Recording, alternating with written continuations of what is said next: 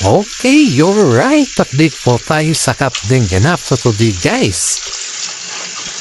Captain Ganap for today, guys. Update po tayo sa ngayon. Ang update po natin sa ngayon, guys, is mahirap po na i-set aside natin yung pakiramdam ng isang tao sa ngayon. Pero in fairness, guys, hindi naman natin pinapaubaya si Alden sa ex niya, pero si Mami Min po ay kahit ganun yung nangyari ay tanggap naman niya si Alden. Yan po yung pinakamagandang update natin sa ngayon, guys, dahil si Mami Min, pakiramdam niya, guys, ay buko pa rin sa Alden para sa kanila. And of course, pati na po si Catherine Bernardo, guys. Ganun naman po si Catherine na wala naman siyang nababanggit patungkol sa kaganapan kay Alden sa kanyang nangyari kay Alden. Supposedly, si Catherine pa nga po ay umahanga kay Alden dahil kahit ganun yung issue sa kanya, ay nag-i-stand pa rin si Alden by his own feet. So, ibig sabihin nun, guys, is independent po si Alden na tao. Hindi siya yung tao na kailangan pa rin niya yung nanay at tatay or yung mga kailangan pa rin niya yung mga nanay at tatay niya, guys. Kailangan pa rin niya.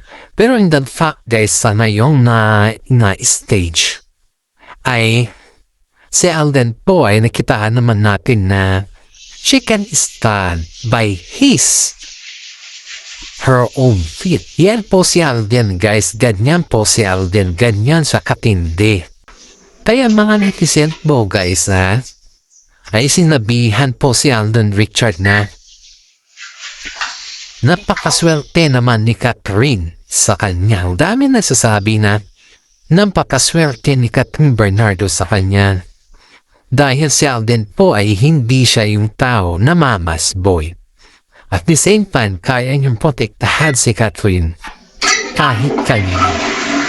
Kahit mapakaiba niya pamilya man or something like that, kaya niya maprotektahan si Catherine. Kaya sabi nga ni Mami Min, is nasaan ka ba, Alden, nung nag-umpisa pa lang si Catherine? So, ibig sabihin nun, guys, is napaparamdam si Mami Min na sana ito na lang maging kakabal ni Catherine. Sana ikaw na lang naging partner ni Catherine noon para sa ganun isang gaman kayo kami. Ganun po yung mensahe ni Mami Min kay Alden Richard Des. Pero, ang mga netizen naman po ay parang nagdududa sa intention ni Alden kay Catherine Bernardo, guys. Malinis naman po yung intention ni Alden Richard kay Catherine Bernardo, guys, dahil alam naman din natin si Alden Richard po ay wala naman masamang tinapay kay Catherine Bernardo. At sinabi na ng mga ibang fans dyan na hindi natin alam, guys, ito yung for the records only kasi mamaya iba-iba na naman yung sasabihin nila sa atin ba. Ito ayon dito sa ating legit na sources ay sinabi ng director or ng director partner ng showbiz na hindi sila aamin sa lahat. Huwag silang aamin. Pagdating sa mga interviews, pagdating sa lahat-lahat, ang inaabangan kasi nila yan pagdating sa love team, guys. Ayon dito sa ating legit na sources, ang pag-amin nila Alden Richard at saka si Catherine Bernardo kung ano na ang status. Kasi nga po, guys, napapakilig sila sa kanilang mga fans. At maraming mga fans po ang nag-aabang. Kaya nga sila inaabangan dahil dun sa mga sweetest moment nila. Yun po yung katotohanan dyan, guys. Kaya ang sabi ng mga netizen ay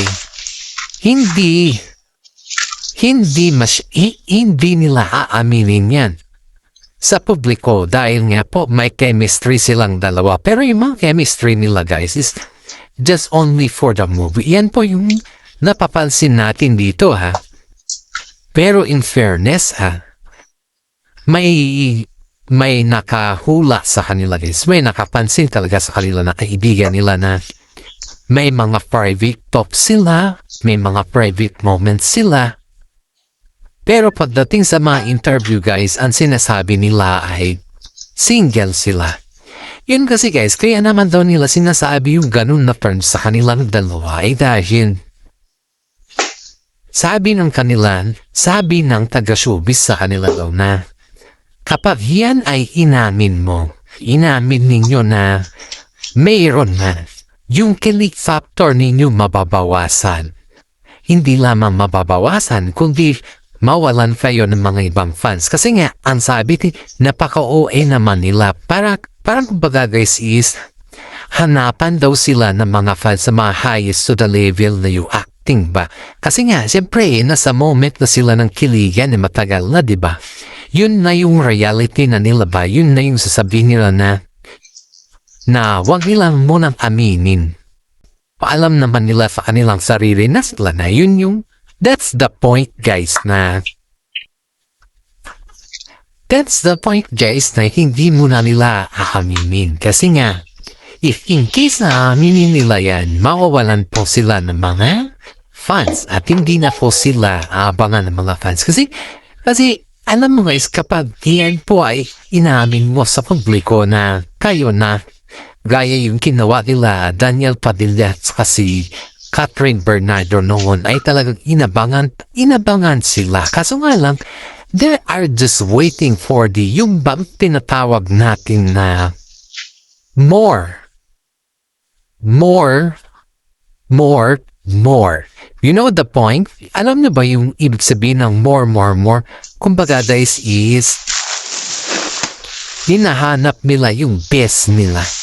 Hindi na yung sa terms na yung kilig factor. Wala na yun eh. Hindi na yun yung hinahanap ng mga fans sa kanila. Kundi yung best of them. Yung best na talaga. Yun yung pinakamasaklap dito guys. Kasi syempre pinakita mo, sinabi mo sa mga netizen na kayo na and then they are aftering the best of it. Aba kahit naman po sino guys na sabihin mo na kayo na sa loob ng showbiz, alam mo naman yung mga fans mo, diba? Ayaw naman nila magpatalo yan guys eh. Pag fans kasi pinag-uusapan, ito yung real talk tayo guys. Pag fans kasi pinag-uusapan guys at idolo pa ng lahat ng mga fans, kahit anong gawin mo, sikat na sikat ka, nagwa-viral ka.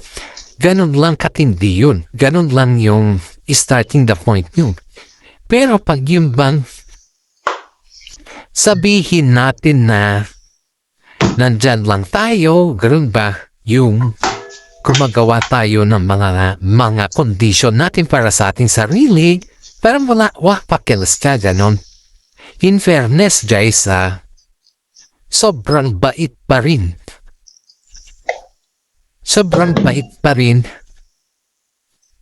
na mga fans sakat din kung tutuusin mo. Diba? Kahitong si Alden Richard guys, kahitong si Alden Richard ay mas minabuti pa niya na manahimik na lang daw. Kaya na po, sabi ng mga netizen dito na okay na yun, yung manahimik na lang muna si Alden Richard. Para sa ganun naman is may enhance naman ni Catherine Bernardo yung tinatawag na respeto. Kasi alam nyo guys, sa dami ng mga naging katamban ni Alden Richard is always kilig-kilig nilang daw or walang sabi-sabi or after na movie, wala na. Yan daw yung mga napapansin nila guys. Pero as for me, hindi ako against kay Alden Richard kasi ang vlog natin is about sa kanila. Hindi rin ako against kay Catherine Bernardo na yung bang blessings is always there for them. Alam mo kung saan ako against? Sa mga fans na sinisilip lang yung kamalian ng dalawa. Samantala hindi din nila alam kung saan galing yung hugot ng dalawa. Diba? Believe it or not guys. Ang dami din mga tambalan sa ngayon na problema din nila kung paano sila gagalaw sa mundo ito. Ayun. Pero itong si Alden Richard guys ay sabi nga ni Mami Min sa lahat ng kanyang mga interview, let them be praise of you, sabi niya, hayaan mo na lang sila. Kasi darating din yung time na ma-appreciate ka nila. At ngayon guys ay na-appreciate na po nila sila Alden Richard at saka si Catherine Bernardo. Pero in fairness dito guys, hindi masyadong bongga si Alden Richard sa layon.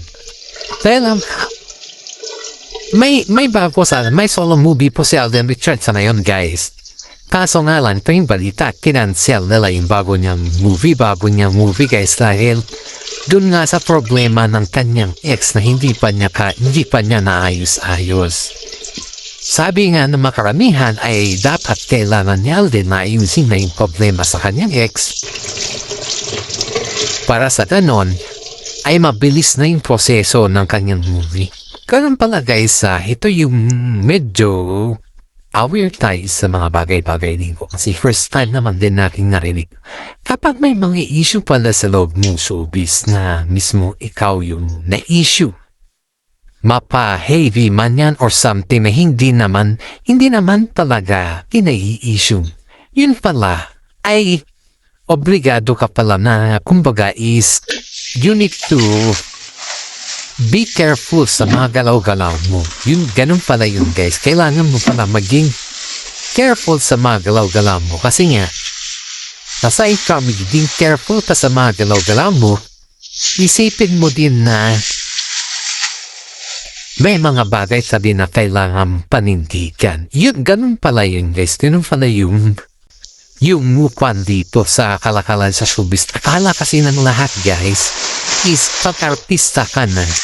Kapag lalaki na yung ulo mo, well, okay niya kasi lumaki na yung ulo niya, di ba? Ganun ba? Pero hindi pala guys, hindi. Dapat pala, pakisamahan sila na maayos. Huwag kang magbigay ng mga negatibong terms. At higit sa lahat ay maging maayos ka sa kapwa mo tao. Yun pala yung mga condition, wag lumaki. Ang importante dito guys is wag lumaki yung ulo mo. Wag masyadong high. Ang gusto kasi ng mga iba dito guys is pag lumaki kasi yung ulo nila, siyempre artista sila. Yan yung mga terms na artista ako bakit mo ako ginaganyan? Ganun ba? Sikat ako bakit mo ako ginaganyan? Pero, dito pala guys ay hindi. Kaya pala si Alden Richard guys ay minamamanan ng mga taga-showbiz yan dati dahil kabaguhan pa naman sa pa. Pero nung naging sila ni Catherine at hanggang ngayon guys, wala nang magbago kay Alden Richard. Kaya si Mami Min po, desididong na sana mihiling niya naman kay Alden is ipagpatuloy niya pa rin yung kanyang paniligaw dahil oo na lang tayong sabot ni Tatay. Hitayin niya na lang yung oo. Si Catherine naman guys is hindi naman siya yung nagmamadali about sa love life. Pero talagang gusto niya yung pamatagalan na panliligaw na ayaw niya na yung pabilisan. Kasi pagpapilisan kasi yan guys, nangyari kila Catherine Bernardo at saka si Daniel Padilla. Di ba nangyari na yung nangyari sa kanil? Sa tingin mo pa magiging okay pa yung lahat pag ganun na? Di ba hindi? Isipin mo rin yung din yung magiging laban ni Daniel Padilla dito. Di ba ganun lang yun? Isipin mo din yung paano niya ipakita na siya na under siya kay Catherine. Di ba? Ganun yun. Ay, itong si Daniel Padilla guys ay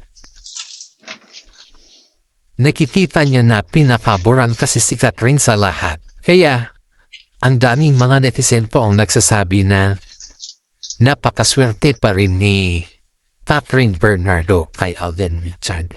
You know guys, kung ako sa inyong lagay, kung ako ito, ay na mas pabor pa rin ako kay Alden Richard kumpara kay Daniel Padilla kasi si Daniel po is ginagamit niya lang po si Catherine para sa sarili niya interes. Ginagamit niya lang po si Catherine para sa ganun ay para sa kanay, mas lalo siyang mahalin ng ibang tao. Pero in fairness si Catherine Foy sa mga ganyan na ginawa ni Alden McBee, ganyan Padilla sa kanya is parang nawalan po siya ng lakas na loob sa kanyang sarili noon, guys. Yan po yung katotohanan dyan, guys, kasi alam naman po natin ang lahat. Ang daming mga netizen po ang nagsasabi na sa ating comment section na matagal na daw nilang sinasabi kay Catherine Bernardo na huwag magpalinlang kay Alden Richard. Kasi si Alden po is starting the point kila Maine Mendoza noon ay yung vlog natin before. Pero wala namang ganun, guys, yan. Pansin kasi natin kay Alden. Siguro before yan. Siguro pwedeng oo, pwedeng hindi. Depende na lang yan, guys, sa mga taong nakikita nila kung ano naman yung ugali ni Alden. Pero si Catherine, guys, ay alam niya kung paano balansehin eh. Dahil kung makati si Catherine, kung halimbawa lang ng ganun yung nangyari, yung something na gusto na ni Catherine si Alden Richard, matagal naman nang gusto ni Catherine Bernardo si Alden Richard. Guys, yun nga lang kasi ayaw nilang ibulgar. May nag-uugnayan sa kanila. Alam nga ni Mami Min ang lahat eh. Kaya na si Mami Min hindi siya makapanggi kay Alden. Kasi alam niya na si Alden po ay okay na sila ni Catherine. Yun yung pinakamasarap dito, guys. Kasi si Mami Min po ay aminado na mas pabor siya kay Alden Richard. Pero sa mata ng mga publiko, sa mata ng mga taga-showbiz, sa mata ng lahat, maliban na sa mata ng mga fans nila, ay parang pinapaikot lang tayo at hindi nila inaamin. Yun. Kaya ang sabi ng mga fans dito, guys, kay Alden Richard ay, just like before na pinapaikot lang tayo. You know, do you remember the interview? This is the point, guys. Yung interview ni Alden Richard, yung point dun is kung single pa ba si Alden Richard. At ang sabi niya, yes, I am single. And also Katrina sa interview yes, I am single. Pero nung nasabi nilang single silang parehas, boom, pumapak yung balita. Diba?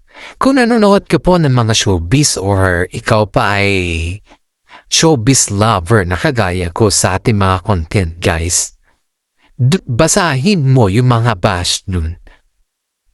Yung pagsabi nila na single sila, yun yung nag-viral sa TikTok, guys.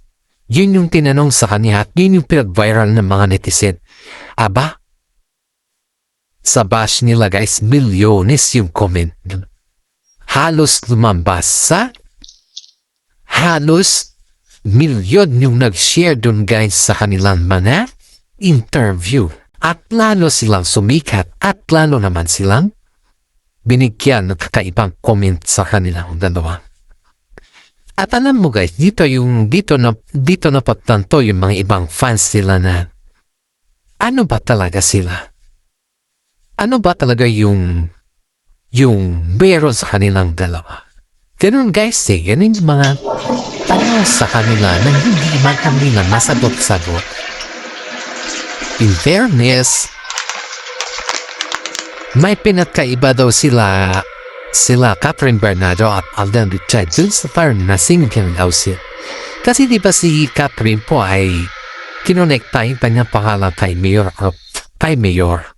Tapos normal si Alden nung kinonekta yung pangalan dun sa Mayor kay Catherine, may isang non-showbiz naman na yakap si Alden sa kanya. Kinonekta rin yung pangalan ni Alden dun. Pero kung baga lang guys. Pero kung baga is just only pretending na mag-ingay. Yun yung pinapakita nila dito, guys eh.